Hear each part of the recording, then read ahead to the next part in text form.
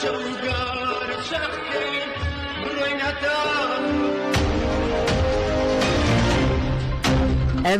radyoya denge gele.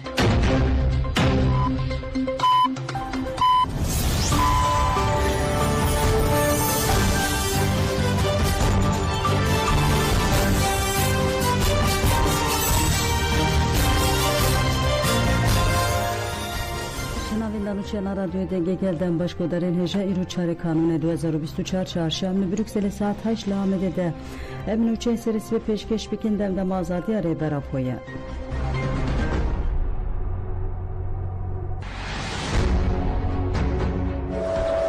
Ve sarhabul azadi, jiboy sarhabul azadi beşer rojake kabul mek. Bavar bikin çedve. آج و ورا خواستن جبوی ساله و ساله شرفایه Günden min biçe hatın topparan kirin devleta Türk adagerker u çetin ve biçeken giran günden min biçe topparan kir nişte cihin hereme ragan u karteşa Türk adagerker u çetin ve günden umcelud el hüşeri u denabera günde Ebu Kef u tayiha ye rojavaya kantone min biçe topan havane topparan kirin.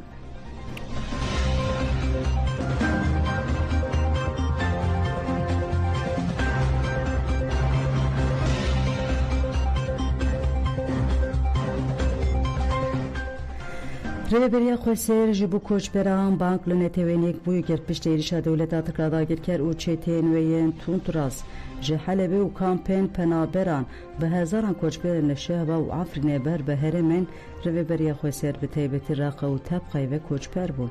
Revberiya Xweseriya Demokratîk a Herêma Bakur û Şatê Sûriyeyê derfetên xwe seferber kirin û koçber pêşwazî kirin. Berpirsiyarê ji karên koçeran Şêx Mûz Ahmed diyar kir ku hejmara koçberan hêza Revberiya Xweser derbas dike û got koçber hatine biçêkirin lê pêwîstiyên koçberan hêza Revberiyê derbas dike. Şêx Mûz Ahmed destşan kir ku her diçe hejmara ku Zêde dibe û got li tevaya deriyên sînor bi hezaran koçber hatine herêmê û bi hezaran koçber ber bi herêma Revberiya Xweser tê. Revberiya Xweser seferber bûye û li gorî derfetên xwe pêwîstiyên koçberan bicih tênin lê têrî nake. Pêwîstî bi destkeftina rêxistinê nav netewî heye. Şêx Mûz Ahmed bank netewêniyek bûyî û hemû hêz û rêxistinê nav netewî kir ku deriyê sînor yê Tilkoçer yê di navbera Sûriye û Iraqê de vekin û alîkariya mirovî bigihînin herêmê.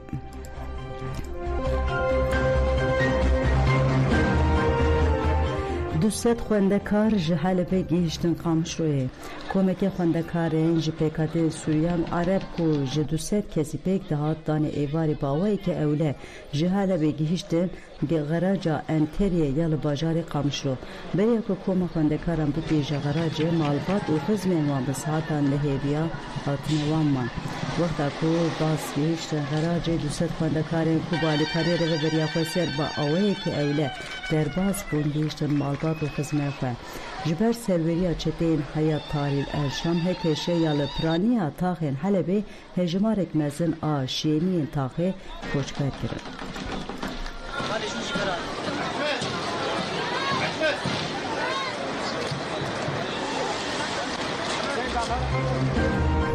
Eniya pişkiriya gela başûrê Kurdistanê berxwedana Rojava Silav kir. Eniya pişkiriya geliya başûrê Kurdistanê doh ber êvarî li avaya nûnetiya Revberiya Xweser ava Kuruşatê Sûriye Silêmanî daxuyaniyek da.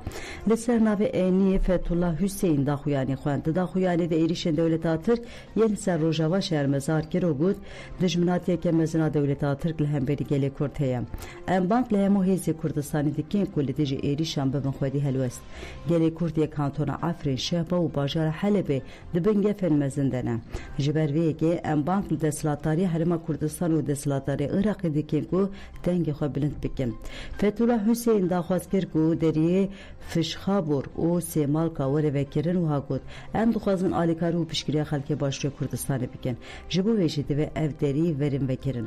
Piştî daxuyanî endama êniya piştgiriya gel Baxtiyar Mustafa jî axivî û balkişan servan xalan. Gelê me dibin gefên tûnekirinê de ye.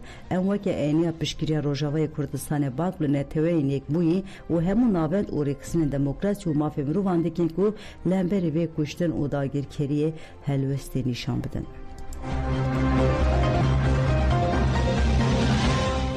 Koma Sîwîsreyê nöbeta azadiyê dewirgirt. Nöbeta azadiyê ku di 25 Nîsana 2012 de bi pêşengtê alî înisiyatîfa azadî ji rêbera porê li Fransa bajarê Strasbourgê dest pê kir di hefteyê 65 de bi Koma Sîwîsrê dewam dike.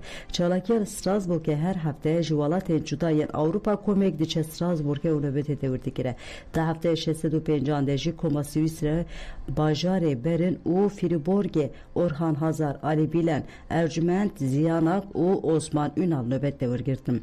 Li ser navê Komê Orhan Hazar axivî got azadiya rêbera po azadiya gelê Kurd e. Demektir je bu tu agayî ji rêbera po nedatgirtin. Piştî 4 salan bihîstina dengê rêbertî em teva gel û kê xweş kirin. Lê em daxwaza azadiya rêbertiyê xwe dikin.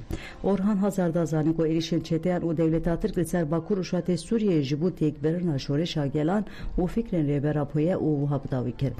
Kilîda çarêseriya pirsgirêkên rûşata navîn di destê rêbera po de ye. Em ji bo ku dengê rêbera po werê bihîstin di nöbetê de ne.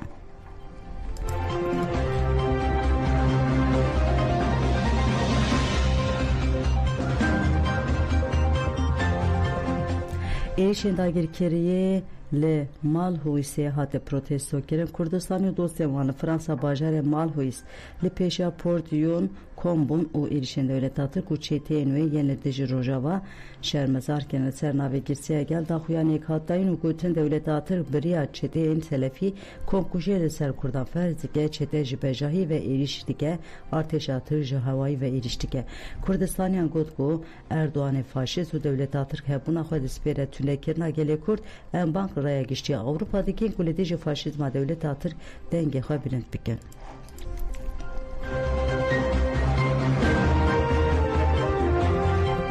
Li London jî meşa Rojava biparêzin hat lidarxistin. Kurdistanê dostên wan bi pêşengê Yekîtiya Hêzê ya Demokratîk DGB û Federasyona Alewiyan Ingîlistanê bav li paytexta Ingîlistan Londonê mîtîng kirin û êrişên dewleta Tirk û çêteyên wê şermezar kirin. Di mîtîngê de li ser navê DGB İbrahim Avcıl axivî û got dewleta Tirk her dem çeteyên tundrev yên wekî Daişê destek kirin. Komên çete ku niha êrîş şan dikin bermayên Daişê El-Qaîdê ne û dibin sîwara dewleta Tirk de bi navên cuda êrişî gelan dike. Em bank raya giştî Awropa dikin ku li dijî faşîzma dewleta Tirk dengê xwe bilind bikin.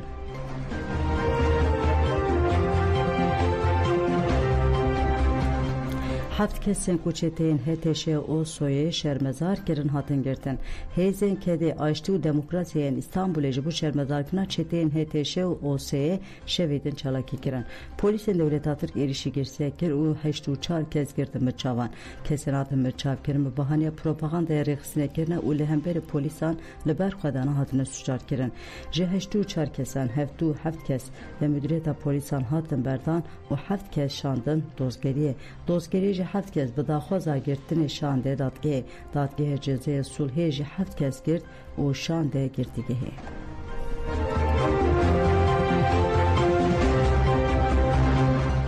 Li netewên yekbûyîneyê civîneke awarte hate pêkanîn û geşedanê li Sûriye hate gotûbêjkirin. Nûnerê taybet a netewên yekbûyî ji bo Sûriyeyê ger Peders. Li civînê de axivî got geşedanên li Sûriyeyê ji ber êrişên terorîst ên li ser Heleb û Îdlibê rû didin gelek metirsînî ne. Peders diyar kir ku qadeke fereh ya Sûriyeyê êdî dibin kontrola komên terorîst ye û got kiryarên şer zede bune û rêxistinên terorîst ber bi bajarên mezin ve diçin. Ev komên terorîst êdî binasaziyên giştî û nexweşxaneyan dikine armanc. Pedersen banga rawastandina şer kir û got dibe em aloziya Sûriyê bi rêbazên aştiyane çareser bikin. Nûnerê daimiyê Cezayir yê li netewên yekbûyî ji anî ziman ku ew ji ber êrişên Heyet Tahrir el Şam yên li ser Helebê bi fikarin û got ji bo tûnekirina terorê dibe hamahengî çêbibe.